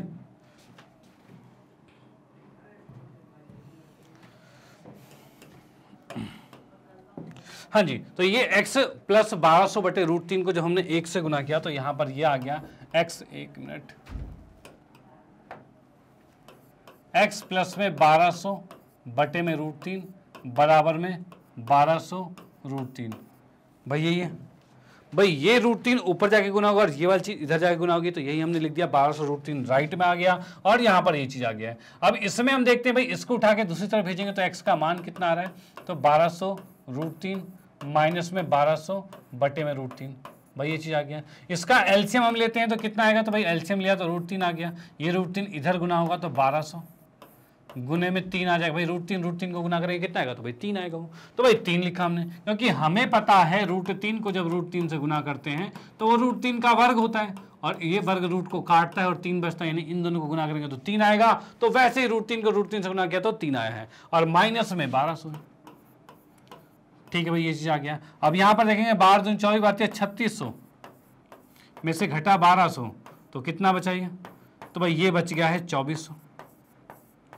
ठीक है, नीचे √3 और जैसा कि मैंने बताया था कि x ही हमें ज्ञात करना था। भाई क्या x मतलब पानी में के जहाजों के बीच की दूरी ज्ञात करनी थी और वो क्या x माना हुआ है, तो x हमारा निकल चुका है। लेकिन आप याद रखना नीचे कभी रूट में आंसर नहीं लिखना है। ओके, तो क्या करेंगे इसमें, तो इस रूट को परिमेयीकरण करेंगे, मतलब √3 बटे में √3 करा जाएगा और इसको लिख सकते हैं 2400√3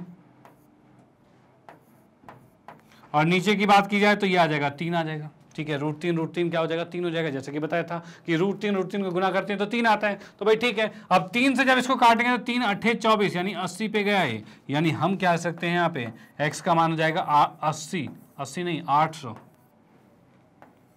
√3 इतने मीटर आ जाएगा। तो हम यहाँ पर कह सकते हैं जो दोनों जहाज हैं, ये दोनों जो जहाज हैं पानी के जहाज, इनके बीच की जो दूरी है वो कितनी आ गई है, तो वो है 800√3। डन, कितनी 800√3 है और ये आंसर यहाँ पर कंप्लीट होता है। तो आप इसका स्क्रीनशॉट ले सकते हो कि भाई यहाँ पर हमने दोनों जहाजों के बीच की दूरी ज्ञात कर ली है, किस तरीके से बड़े आराम से बिल्कुल तसल्ली से सॉल्व किया है, कोई दिक्कत वाली बात नहीं है। तो भाई आपने इसको समझा सही से आराम से, और नहीं तो फिर इसको और रिपीट कर करके समझ सकते हो। ठीक है, तो जिससे कि ये बिल्कुल ही आपको समझ में आ जाएगा। फिर भी अगर कोई दिक्कत होती है तो आप इसमें कमेंट बॉक्स में कमेंट कर सकते हो, भाई इस पॉइंट में यहाँ पर हमें दिक्कत है, ठीक है, उसका रिजोल्यूशन किया जाए। तो भाई उसको आपको कमेंट के थ्रू भी बताया जाएगा, या फिर अगर तब नहीं होता तो इसके हम लाइव सेशन लेके आएंगे और लाइव सेशन में भी इसको हम आपको बताएंगे। डन, चलो भाई ठीक है। तो इसका आपने स्क्रीनशॉट ले लिया, इसका स्क्रीनशॉट ले लिया, हम इसको इरेज करते हैं और आते हैं नेक्स्ट क्वेश्चन पे और देखते हैं भाई अगला किस टाइप का क्वेश्चन है। हाँ जी, तो अगला क्वेश्चन है प्रश्न नंबर 14 है, जो कि कह रहा है एक ऊर्ध्वाधर मीनार के शीर्ष पर बैठा एक व्यक्ति एक समान गति से गतिमान एक कार को देखता है। मतलब यहां पर ये बात हो रही है कि एक मीनार है, ठीक है, उसके ऊपर एक बंदा बैठा हुआ है, एक व्यक्ति यहां बैठा हुआ है और नीचे ये जमीन है। ठीक है, और ये बैठकर कर क्या रहा है, तो बैठ के कुछ फालतू के काम, क्या ऊपर से बैठ कर नीचे देख रहा है। ठीक है, क्या देख रहा है भाई, भाई बैठ के ताकी करने में लगा हुआ है। क्या मतलब, ऊर्ध्वाधर मीनार के शीर्ष पर बैठा एक व्यक्ति एक समान गति से गतिमान एक कार को देखता है, मतलब एक कार को देख रहा है, वो चलती हुई जा रही है। ठीक है, जो कि मीनार की ओर सीधे बढ़ रही है। यदि 12 मिनट के अंतर में इस कार का अवनमन कोण 30 से 45 डिग्री हो जाता है, यानी कि ये यहाँ खड़ा है, ठीक है, और यहाँ खड़े होकर वो देख रहा है कि एक कार यहाँ थी और वो चलते चलते यहाँ आ गई है। ठीक है भाई, यहाँ पे आ चुकी है। तो भाई इसकी बात करें तो ये मैंने कुछ चित्र बना दिया, ऊपर से नीचे की तरफ देख रहा है और यहाँ पर इसका अवनमन कोण जो है वो 30 और 45 डिग्री है। यानी कि कहा जाए इसमें यहाँ पर अवनमन कोण बनेगा तो ये 30 का बनेगा और इसकी बात की जाए तो ये 45 का बनेगा। भाई ये दो अवनमन कोण बन रहे हैं, वो 30 का है मतलब ये भी 30 का हो जाएगा। भाई ये 45 का है तो ये भी 45 का हो जाएगा। भाई ये दो चीजें हो गई हैं। ओके, ये 30 45 डन। चलो ठीक है, अब इसके बाद इसने कहा हुआ है क्या कि तो बताओ यह कार 45 डिग्री वाले अवनमन कोण के बिंदु से मीनार तक कितने समय में पहुंचेगी। मतलब कि पहले तो कार यहां से यहां आ गई है, उसके बाद इसने कहा है अब यहां से यहां आने में उसे कितना समय लगेगा, ये बताना है। डन, चलो ठीक है भाई, निकालेंगे। और उसके बाद कहा है निकटतम सेकंड में समय ज्ञात कीजिए, मतलब सेकंड तक में समय ज्ञात करना है। ठीक है ना, सेकंड में भाई कितने मिनट कितने सेकंड लग रहा है वो पूरा बताना है। डन, चलो ठीक है, करेंगे, कोई दिक्कत वाली बात नहीं। यहाँ पर पहले इसका नामांकन कर देते हैं, जो कि A B C और D कर दिया। चलो ठीक है, इसमें लिखा सबसे पहले क्या भाई, हल पे आते हैं। ठीक है, इसमें कुछ और दे रखा है इसमें, तो भाई इसमें एक चीज दे रखा है कि यहां से यहां तक जाने में उसे 12 मिनट का समय लगा है। भाई यहां तक जाने में उसे 12 मिनट का समय लगा है, इतना जाने में। ओके, इतनी बात हमें दे रखी है। अब यहां पर देखो हम इसमें लिखते हैं भाई क्या क्या माना है हमने। भाई माना है इसमें कि मीनार की ऊंचाई, मीनार की ऊंचाई जो है, भाई जो मीनार की ऊंचाई है वो दे रखी है हमने हमें ए बी, मतलब हमने उसको माना हुआ है ए बी। चलो ठीक है, ये हो गया। उसके बाद हमें कोण जो दिया हुआ है वो क्या क्या दे रखा है, तो भाई ए डी बी जो है, कोण ए डी बी ये दे रखा है 30 डिग्री, ठीक है। और कोण ए सी बी ये हमें 45 डिग्री दे रखा है। डन, चलो ठीक है, ये चीज आ गया हमारे पास। अब क्या करते हैं यहाँ पर, तो यहाँ पर हम बात करते हैं भाई हमें ज्ञात करना है ये भाई कितने समय में ये पहुंचेगा यहाँ पे। ओके, अब देखिए यहाँ पर क्या कोई भी डायमेंशन दे रखी है, भाई कोई भी भुजा दे रखी है इसकी, कि भाई कोई मीटर में भुजा दे रखी है, तो नो। जब आपको कोई भुजा ही नहीं दे रखी तो आप क्या करो, इस 12 मिनट को इसकी भुजा मान लो, यानी अब जो भी कैलकुलेशन चलेगी सारी मिनट में चलेगी। यानी यहाँ पर हम कैसे 12 मिनट जो है, ये मिनट जो है मिनट में ही आंसर आएगा, मिनट में ही सब कुछ होगा, ठीक है। यानी अब इसको भुजा की तरह ही काउंट कर लो। यानी कि हमने देखा है इसमें डीसी दे रखा है 12 मिनट, तो यहाँ पर हम कहेंगे भाई डीसी दे रखा है हमें कितना, 12 मिनट दे रखा है। चलो भाई अच्छी बात है, डीसी 12 मिनट दे रखा है। अब यहाँ पर आते हैं भाई त्रिभुज कौन सा लेंगे, तो त्रिभुज लेंगे सबसे पहले हम छोटा वाला, वो क्या नाम है भाई, ए बी सी।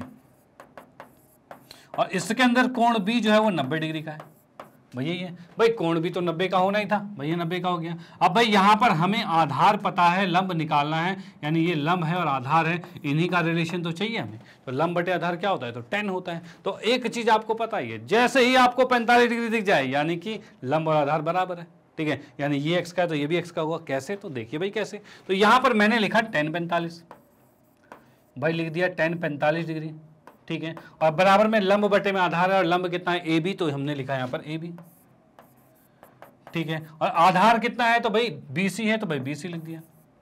ये चीज है क्या, 10 45 की बात की जाए तो वो 1 है, तो यहाँ पर हमने लिखा 1, बराबर में आ गया ए बी और बटे में है बी सी, ठीक है। और भाई इसमें हमने देखा बी सी का मान तो x था, भाई बी सी का मान x है, ठीक है। और नीचे जो x है ये क्या ऊपर जा सकता है, तो भाई बिल्कुल जा सकता है। तो इस x को जब 1 से गुना करेंगे तो ये x हो जाएगा। यानी हम यहां से देखते हैं ए बी का मान भी x आ गया, यानी कि ये भी x आ चुका है, ठीक है। चलो भाई बहुत बढ़िया, ये चीज आ गया। उसके बाद देखते हैं भाई क्या करना है, उसके बाद आते हैं बड़े त्रिभुज में। तो बड़े त्रिभुज में देखते हैं, तो यहाँ पर बड़ा त्रिभुज क्या है, तो भाई ए डी बी है, बड़ा त्रिभुज ए डी बी में, इसमें देखते हैं बड़े त्रिभुज एडीबी में। और यहाँ की बात करते हैं तो यहाँ पर हम देख सकते हैं भाई कोण डी जो है, भाई कोण डी जो है वो 30 डिग्री का दे रखा है। और कोण डी जब 30 का दे रखा है तो हमने पहले लिख दिया यहाँ पर कि भाई डी जो है 30 का डिग्री का है। अगर ये 30 का है तो इसके अकॉर्डिंग ये लंब है और ये पूरा आधार यही होगा। तो फिर से इसमें tan थीटा ही लगेगा। कोण बी इसमें भी 90 डिग्री का है, भाई इसमें लिखा हमने tan थीटा, और थीटा का मान कितना है 30 डिग्री, और ये लंब मतलब x है और आधार मतलब 12 प्लस x, ठीक है। tan 30 कितना होगा, तो 1 बटे में √3 आएगा, और ये आ गया x बटे में 12 प्लस में x है, ठीक है। इसको इधर गुना किया, इसको इधर गुना किया, यानी ये हमारे पास क्या हो रहा है, तो ये आ रहा है भाई 12 प्लस में x आ गया, ठीक है। ये 12 प्लस x गुना होगा, ये हो जाएगा। √3 को इधर गुना करेंगे तो √3x आएगा। इस x को दूसरी तरफ भेजते हैं तो 12 तो ठीक है, ये आ गया हमारे पास √3x माइनस में x आएगा। और भाई यहाँ पर x हमने कॉमन ले लिया तो क्या आ गया, √3 माइनस में 1 आ गया जो कि 12 है। इसको उठा के नीचे लाएंगे तो भाई ये आ रहा है 12 बटे में √3 माइनस में 1 है बराबर में x आ गया, भाई आ गया। अब भाई ऐसे तो हमें नहीं निकालना, रूट में नीचे रूट नहीं होना चाहिए, तो इसका करते हैं परिमेयकरण। तो परिमेयकरण कैसे होगा, तो भाई 12 तो ठीक है, नीचे √3 माइनस में 1 है, इसका परिमेयकरण करोगे तो √3 प्लस में 1 करना पड़ेगा, √3 प्लस में 1 करना पड़ेगा, भाई ऐसे होगा। भाई माइनस में है तो प्लस में गुना और भाग करना पड़ता है, यही होता है। अब भाई ऊपर जब मैंने गुना किया तो ऊपर तो जस्ट आ गया 12, √3 प्लस में 1 आ गया। नीचे की बात की जाए तो भाई a माइनस बी और a प्लस बी क्या होता है, तो a square minus B square होता है, यानी कि इसको लिखा जाता है √3 का स्क्वायर 3 होगा और 1 का स्क्वायर 1 होगा, यानी 2 कहा जा सकता है। तो हम लिखेंगे 12 √3 प्लस में 1 और बटे में 2 है, और 2 से काटा तो 6 आ गया। और हम देख पा रहे हैं यहाँ पर 6 आ गया है। भाई क्या चीज़ आ गया, मैं यहाँ लिख बता देता हूँ। भाई 6 आ गया है और √3 प्लस में 1 आ गया है। और √3 का मान होता कितना है, जैसे कि इसने कहा सेकंड तक में निकालना है, अभी जो निकलेगा वो मिनट में निकलेगा, सेकंड तक में निकालना है। तो इसके लिए क्या करेंगे भाई, √3 प्लस में 1 ऊपर आ रखा है, यही चीज आ रखा है, इसको लिख सकते हैं 6 और √3 का मान हम लिखेंगे 1.73 और प्लस में 1 किया, इसको जब गुना करेंगे तो भाई 6 और 2.73 आएगा। चलो इसको हम क्या करते हैं, नेक्स्ट स्टेप में लेके आते हैं। ठीक है, नेक्स्ट में लेके आते हैं, मैं पूरा कैलकुलेट करके ही आपको बता देता हूँ तो ही ज़्यादा ठीक रहेगा। इतने मिनट में भी फिलहाल चल रहा है, ठीक है, लेकिन हमें इसको सेकंड तक लेके जाना है। तो भाई इसमें आते हैं नेक्स्ट पे। तो अगला हमारे पास क्या है, तो यहाँ पर मैंने लिखा भाई क्या 6 आ गया, √3 की जगह 1.73 लिखा, प्लस में 1 है, और इसको जब हमने देखा तो भाई ये आ गया 2.73 आ जाएगा, और ये मिनट में आ गया।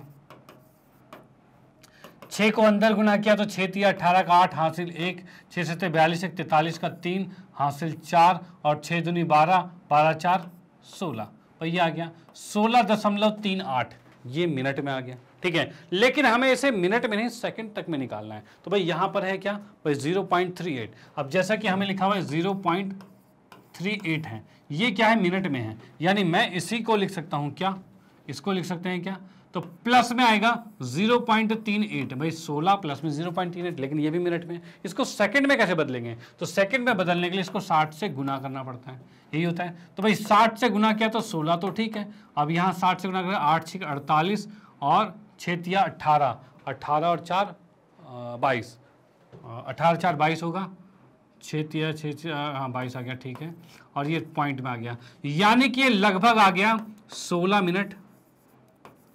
ठीक है, 22.8 मतलब लगभग 23 सेकंड आ गया, भाई आ गया 16 मिनट और 23 सेकंड, इतना टाइम उसे लगेगा कार को सी से बी तक जाने में। यही क्वेश्चन में कहा था कि भाई निकटतम सेकंड में समय ज्ञात करना, जो हमने कर दिया है। तो इसने कहा मीनार तक कितने समय में पहुंचेगी, जब वो 45 डिग्री पे था, जब 45 पे था तो यहाँ से मीनार तक कितने समय में पहुंचेगी। तो हमने यहाँ पर आंसर निकाल दिया है कि भाई 16 मिनट और 23 सेकंड में ये कार जो है वो मीनार के पाद बिंदु तक पहुंच जाएगा।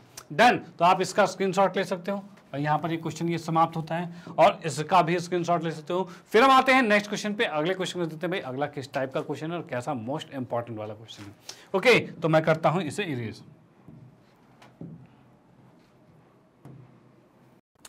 ओके, तो आते हैं नेक्स्ट क्वेश्चन पे। तो अगला हमारा प्रश्न नंबर 15 है, और ये कह रहा है हमें कि भाई यदि किसी निश्चित समय एक ध्वज दंड की छाया, भाई कोई ध्वज दंड है झंडा कोई सा है, ठीक है, उसकी छाया की बात करें तो छाया की लंबाई उस समय की छाया की लंबाई का की 3 गुनी हो जाती है।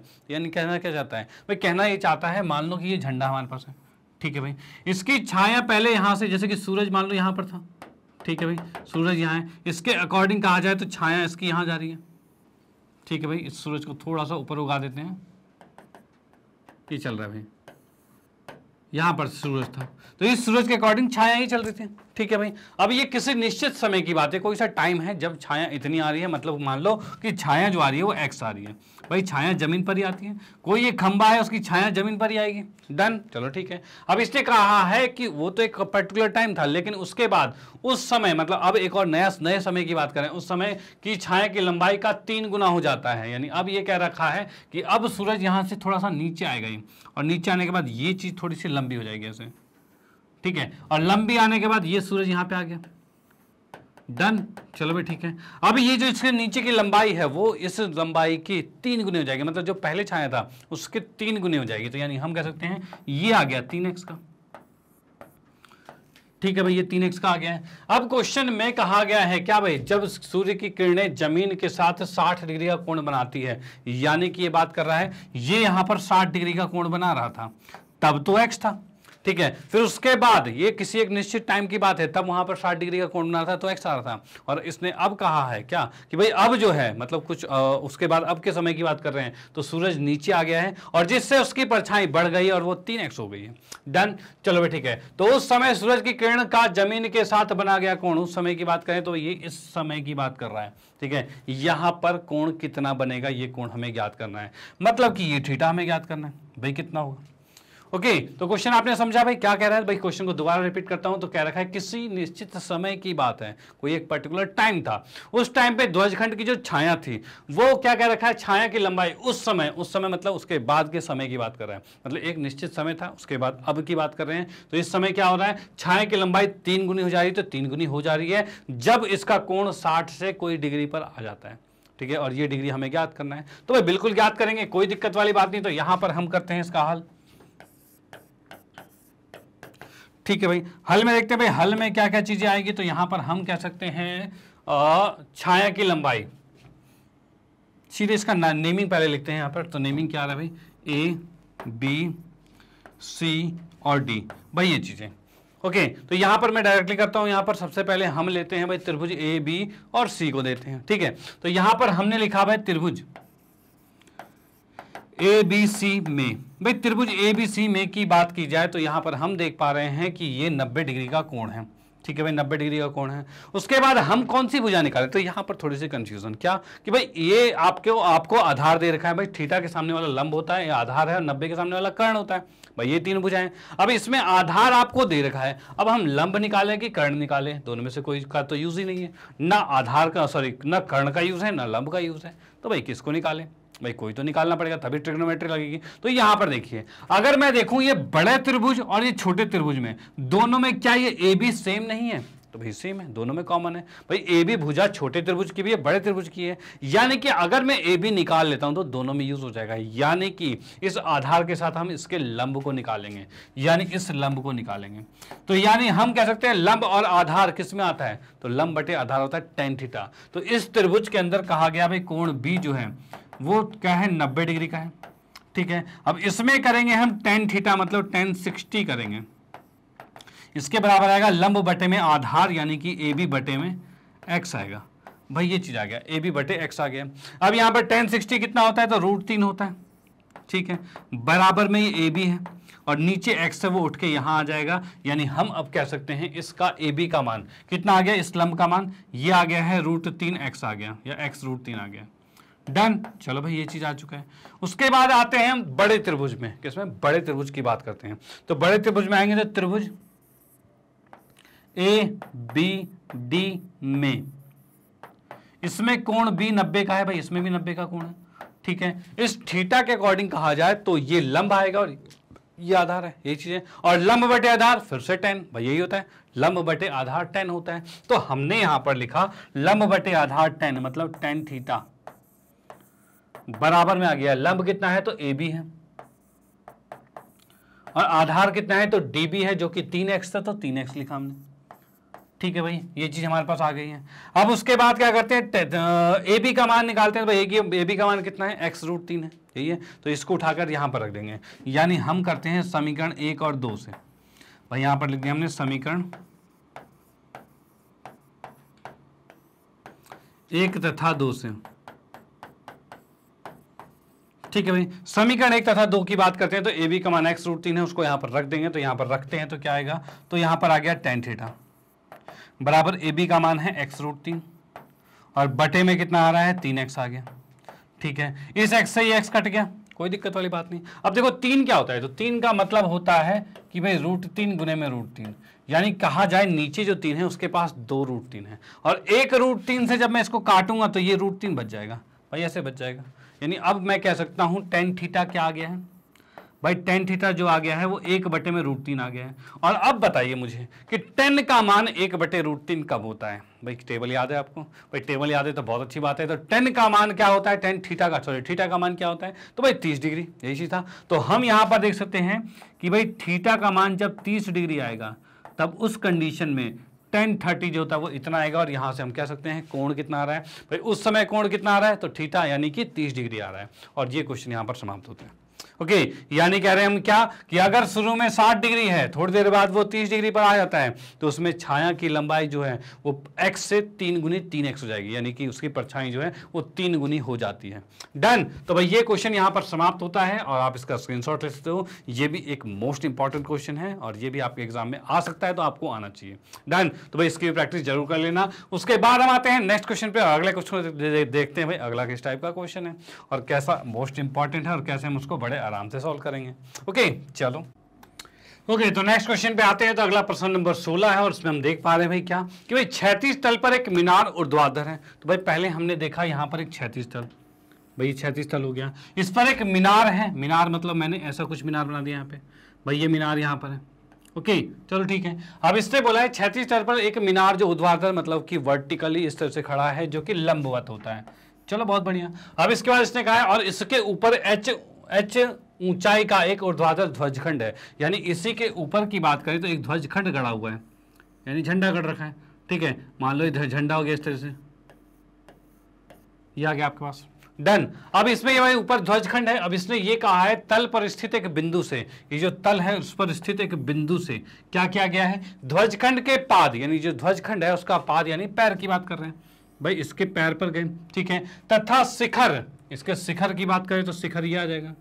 ठीक है, इसका जो उन्नयन कोण है वो कितना है, क्रम से अल्फा और बीटा है, यानी उन्नयन कोण की बात की जाए तो इसका अल्फा है और इसकी बात की जाए तो ये बीटा है। भाई ये चीज हो गया, डन। चलो भाई ये बात हो गई है। अब इसके बाद इसने कहा है सिद्ध करो कि मीनार की ऊंचाई, मीनार कौन सा है, तो भाई ये मीनार था, इसकी ऊंचाई जो है वो हमें ज्ञात करनी है और वो सिद्ध करनी है कि ये होनी चाहिए, और इसकी ऊंचाई तो h दे रखी थी हमें। ठीक है, तो ये चीज हमें सिद्ध करना है। बोलोगे सर ये बड़ा डिफिकल्ट सा क्वेश्चन लग रहा है, क्योंकि यहाँ पर ना हमें 30 डिग्री ना 60 डिग्री कुछ तो ऐसा दे नहीं रखा, ना हमें कुछ कोई भुजा दे रखी है कि भाई ये 4 सेंटीमीटर का 10 सेंटीमीटर का, ऐसा कुछ नहीं दे रखा भाई, सब कुछ XYZ में ही चल रहा है। तो भाई कैसे क्या करा जाए, तो भाई ये भी होगा बड़े आराम से, जैसे अभी तक आप क्वेश्चन करते आ रहे हो वैसे ही क्वेश्चन सॉल्व होगा। ओके कुछ नया नहीं है, बस इसको आपको कहते हैं ना अपने आप को कंट्रोल करके आराम से चलना है, डरना नहीं है कि भाई डर लग गया अब छोड़ दो, नो भाई जैसे करते थे वैसे ही करेंगे। भाई इस तरह के क्वेश्चन तो आपने किए ही अभी तक, ठीक है, कि इस तरह के 2 त्रिभुज बन रहे हैं इस तरह से आपने किए हैं, बस वैसे ही करना है, अपने आप निकलेगा। जैसे कि इसने क्वेश्चन में कहा है कि इसकी ऊंचाई यानी x का मान ज्ञात करना है, क्योंकि मीनार की ऊंचाई है जो कि x है, तो वही हमें ज्ञात करना है, तो भाई उसको ही ज्ञात करते हैं। तो यहां पर लिखा हमने हल, और इसमें पहले हम लिखेंगे भाई क्या, माना मीनार की ऊंचाई, सॉरी ये मीनार दूसरा है, ये जो मीनार की ऊंचाई है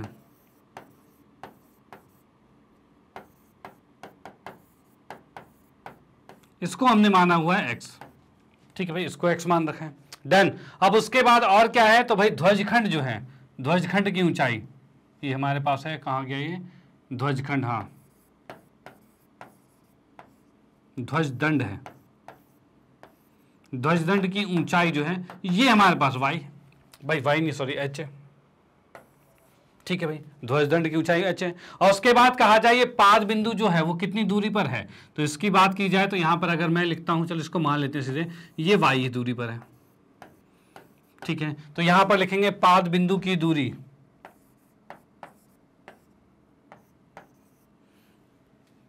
क्षैतिज तल पर, क्षैतिज तल के हिसाब से पूरा लिखेंगे भाई, क्षैतिज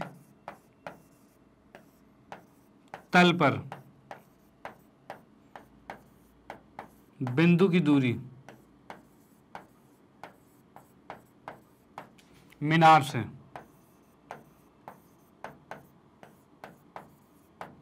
कितना है, तो ये y हमने मान लिया।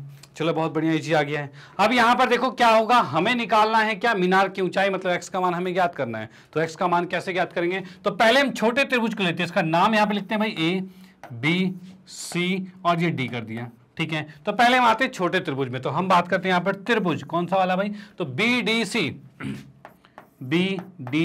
की बात करते हैं। तो त्रिभुज BDC के अकॉर्डिंग क्या होगा, तो यहां पर हम देख सकते हैं कि कोण B जो है वो 90 डिग्री का है, यानी समकोण त्रिभुज, अब हम ट्रिग्नोमेट्री लगा सकते हैं, त्रिकोणमिति लगा सकते हैं। तो यहां पर जब ये कोण हमें 60, ये कोण अगर मैं अल्फा दे रखा है तो इसके सामने वाला लंब होता है और ये आधार होगा, भाई ये चीज होगा भाई, लंब बटे आधार होगा। तो यहां पर हम आएंगे क्या, tan थीटा, यानी tan अल्फा आएगा, क्योंकि इस त्रिभुज की बात की जाए, BDC की बात की जाए तो इसमें अल्फा ही आ रहा है। ठीक है, तो tan अल्फा जो कि x बटे में y आ गया, भाई ये आ गया हमारे पास, x बटे में y आ गया। ठीक है, ये चीज आ चुका है। यहां से अगर मैं y का मान निकालूं यहां से, तो y ये ऊपर जाएगा, तो y ऊपर चला गया, और tan नीचे आएगा तो x बटे में tan अल्फा आ गया। ये पहली समीकरण बन गई हमारे पास। यहां से हमने y निकाल लिया, y मतलब आधार को निकाल लिया। और आधार क्यों निकाला है, तो आधार इसलिए निकाला है क्योंकि आधार जो है छोटे त्रिभुज में भी है और यही सेम आधार बड़े त्रिभुज में भी है। भाई सेम आधार है तो भाई हम उसका यूज कर सकते हैं। तो भाई कैसे यूज करेंगे, तो यहां पर ये तो कर दिया हमने। उसके बाद हम आते हैं नेक्स्ट पे, तो अगला हम बड़ा त्रिभुज लेते हैं। तो बड़े त्रिभुज में हम क्या करते हैं भाई, हमने लिखा भाई त्रिभुज कौन सा, ए बी सी में, इसमें भी कोण बी जो है वो 90 डिग्री का है, ठीक है। अब इसमें भी हम लंब और आधार की ही बात कर रहे हैं, यानी कि tan आएगा और tan क्या आएगा, बीटा आएगा। और tan बीटा कितना आएगा, लंब कितना है, h प्लस में x है, ठीक है। और बटे में y आएगा, ये आ गया बटे में y, डन। अब यहां पर हम क्या करते हैं, समीकरण 1 से y का मान समीकरण 2 में रखते हैं। भाई यहां पर हमने लिखा भाई क्या भाई, समीकरण 1 से y का मान, समीकरण 1 से y का मान 2 में रखने पर,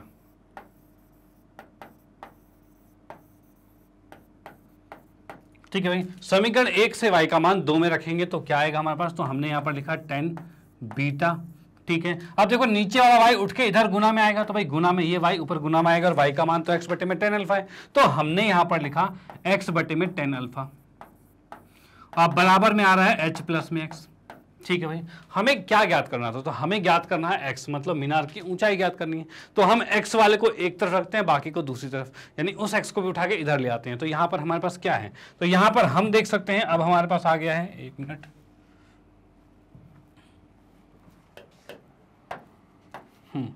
इस x को उठा के इधर लाएंगे तो हमारे पास आ रखा है भाई x tan बीटा बटे में tan अल्फा माइनस में x बराबर में h है।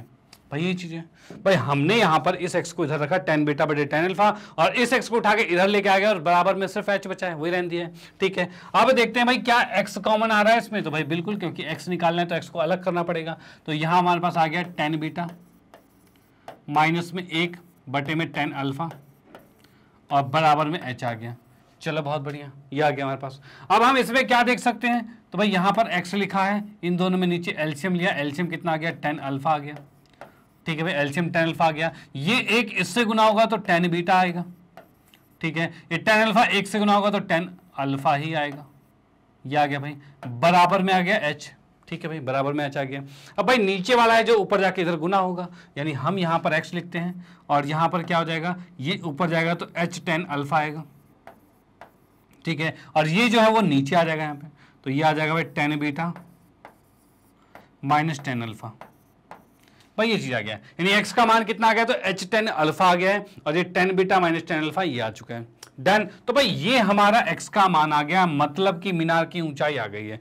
क्या यही आंसर है कि भाई h tan अल्फा, तो भाई h tan अल्फा बिल्कुल, और tan beta minus tan alpha, tan beta minus tan alpha, यानी कि हम आंसर बिल्कुल निकाल चुके हैं। और हमने कुछ भी नया नहीं किया, यानी कहते कुछ भी नया नहीं किया, इस तरह के ही क्वेश्चंस हमने करे हुए थे भाई। जैसे कि इसमें यहां पर थीटा आपको नहीं दे रखा, लेकिन थीटा दिए हुए में आपको आपने क्वेश्चन करे हुए थे कि भाई एक आधार जो है वो छोटे त्रिभुज में भी बड़े में भी है, तो यहां से हमने यहां पे आधार का मान निकाला, जो कि हम देख सकते हैं भाई आधार का मान निकाला, और बड़े वाले त्रिभुज के अंदर आधार का मान रख दिया, और वहां से हम इस मीनार की ऊंचाई ज्ञात कर पा रहे हैं। और ऐसे ही करते थे पहले भी, बट पहले क्वेश्चंस में सीधे आंसर आता था कि भाई tan 30 लिखा है तो tan 30 का मान हम लिख देते थे। यहां पर हमने tan बीटा है तो बीटा को ही रहने दिया, कोई दिक्कत नहीं। क्या ही दिक्कत है भाई, tan बीटा है तो बीटा ही रहने दो, कोई दिक्कत वाली बात नहीं। और उसी में आंसर है तो उसी में आंसर आएगा, तो बिल्कुल आया, कोई प्रॉब्लम वाली बात नहीं है। तो आप इसका स्क्रीनशॉट ले सकते हो और इसका भी स्क्रीनशॉट ले सकते हो। और ये भी एक मोस्ट इंपॉर्टेंट क्वेश्चन है, क्योंकि ऐसे क्वेश्चनों में अक्सर बच्चे फंस जाते हैं, डर जाते हैं,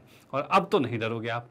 अब आपने चीज़ें कॉन्सेप्ट सीख ली हैं और आपको कोई दिक्कत नहीं होने वाली है। बस आपको करनी है इसकी प्रैक्टिस, जितनी ज़्यादा इसकी प्रैक्टिस करोगे, जितनी बार इस क्वेश्चन को ट्राई करोगे, तो उतना ही ज़्यादा आपका माइंड साफ होता जाएगा और ये चीज़ें आपके माइंड में स्टोर होती जाएगी और एग्जाम में कोई दिक्कत नहीं आने वाली। ओके, चलो भाई ठीक है, इसका आपने स्क्रीनशॉट ले लिया। और इसी क्वेश्चन के साथ आज का सेशन यहाँ पर समाप्त होता है। आज के सेशन में हमने 8 और क्वेश्चन किए जो कि बहुत ही ज़्यादा इंपॉर्टेंट थे आपके बोर्ड के एग्जाम के पॉइंट ऑफ व्यू से। तो भाई ये तो आपने कर लिया कंप्लीट, लेकिन अब इसके बाद और भी कुछ हॉट क्वेश्चन, यानी कि कहा जाए तो कुछ क्वेश्चन ऐसे होते हैं कि भाई नॉर्मल आते हैं, मतलब इजी फॉर्म में आते हैं, ठीक है भाई, एग्जाम में आपने आपको पता ही होगा, नहीं पता तो मैं बता ही देता हूं कि एग्जाम में जो क्वेश्चंस आते हैं वो भाई कुछ क्वेश्चन बहुत इजी आते हैं, कुछ क्वेश्चन थोड़े से डिफिकल्ट आते हैं और कुछ क्वेश्चन बहुत ही ज़्यादा डिफिकल्ट आते हैं। तो भाई डिफिकल्ट वाले क्वेश्चन भी तो करने होंगे, तो उसके लिए भाई नेक्स्ट सेशन में जरूर जुड़े रहना। नेक्स्ट में हम करने वाले हैं इसके मोस्ट हॉट क्वेश्चन जो हैं, जो आज तक एग्जाम में पूछे गए हैं, जिस टाइप के क्वेश्चन पूछेंगे, जैसे जैसे टाइप के क्वेश्चन पूछेंगे वो भी हमने वहां पर कवर करवाए हैं। तो बस साथ में बने रहिए, कुछ भी नहीं छुड़वाएंगे, है ना, कुछ भी नहीं छोड़ना, हर चीज बिल्कुल बेस्ट तरीके से करेंगे और कहीं भी कोई भी लीकेज नहीं होगी, यानी कहना मतलब आधा नंबर भी नहीं कटने देंगे आपका। बस साथ में बने रहिए, प्रैक्टिस करते रहिए, मजा आने वाला है। ओके चलो भाई, इसके बाद मैं फाइनली आपको बताना चाहता हूं मैग्नेट ब्रेन के बारे में। तो मैग्नेट ब्रेन एक ऐसा प्लेटफॉर्म है जो आपको प्रोवाइड करता है केजी से लेकर 12 क्लास तक के सभी विषयों के कंप्लीट वीडियो कोर्स, और वो भी फ्री ऑफ कॉस्ट। और ऐसा नहीं कि भाई एक चैप्टर या 2 चैप्टर, पूरा कंप्लीट कोर्स आपको फ्री मिलता है। और यहां पर आप देखिए भाई, आप लोगों की सुविधाओं के लिए मैग्नेट ब्रेन ने लॉन्च किया है मैग्नेट ब्रेन की वेबसाइट, जो कि है www.magnetbrains.com।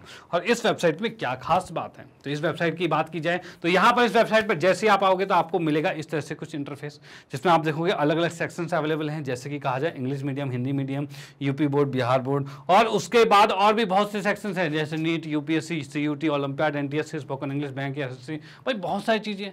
अब यहाँ पर अब आपको इनमें से कोई भी कोर्स स्टडी करना है, या फिर आपके जानकार में कोई भी है जिनको इनमें से कोई भी स्टडी करनी है, यानी कि अब आपके पास है एकेडमिक के साथ साथ, यानी केजी से लेकर 12 क्लास के साथ साथ कॉम्पिटेटिव एग्जाम के भी मोस्टली यहाँ पर एग्जाम प्रिपरेशन करवाए जाते हैं, और इनके लिए भी आपसे कोई भी चार्जेस रिक्वायरमेंट नहीं है, यानी आपको कोई चार्ज पे नहीं करना। ये तो भाई बहुत अच्छी बात है। तो भाई इन चीज़ों को जरूर सजेस्ट करना उनको जो कि इनके लिए मतलब जिनको ये तैयारी करनी है और उनके पास पैसे नहीं है भाई, और तैयारी नहीं कर पा रहे हैं, या फिर उन्हें बेहतरीन तैयारी करनी है, तो भाई बिल्कुल हमारे साथ जुड़ सकते हैं। ओके चलो, और भाई इन कोर्सेज को करना कैसे, तो करने की बात की जाए तो जैसे कि यहाँ पर आप देख सकते हो कि भाई आप जैसे कि हो हिंदी मीडियम में तो आप हिंदी पर क्लिक करोगे, आप हो कक्षा 10वीं में तो 10वीं पर क्लिक करोगे, और कक्षा 10वीं पर क्लिक करते कक्षा 10वीं के सभी टीचर्स आपको विजुअल हो जाएंगे।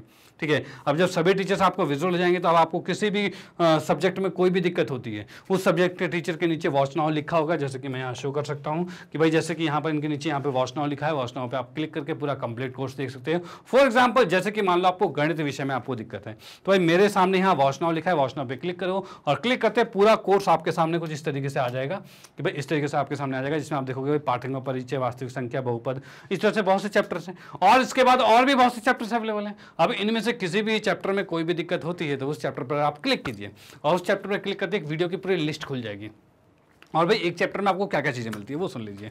तो यहाँ पर चैप्टर पर जैसे ही क्लिक करोगे एक वीडियो की लिस्ट खुलेगी, उसमें सबसे पहले मिलेगा उस चैप्टर का फुल कॉन्सेप्ट वीडियो, यानी पूरे कॉन्सेप्ट को बिल्कुल बेहतरीन तरीके से आपको समझाया गया है कि भाई कोई भी चीज, कोई भी फॉर्मूले हैं, कोई भी रूल रेगुलेशन जो चैप्टर में यूज होने हैं, हर चीज को बिल्कुल डिटेल में करवाया गया है। यानी उस वीडियो के बाद आपके लिए चैप्टर बहुत ही आसान हो जाने वाला है।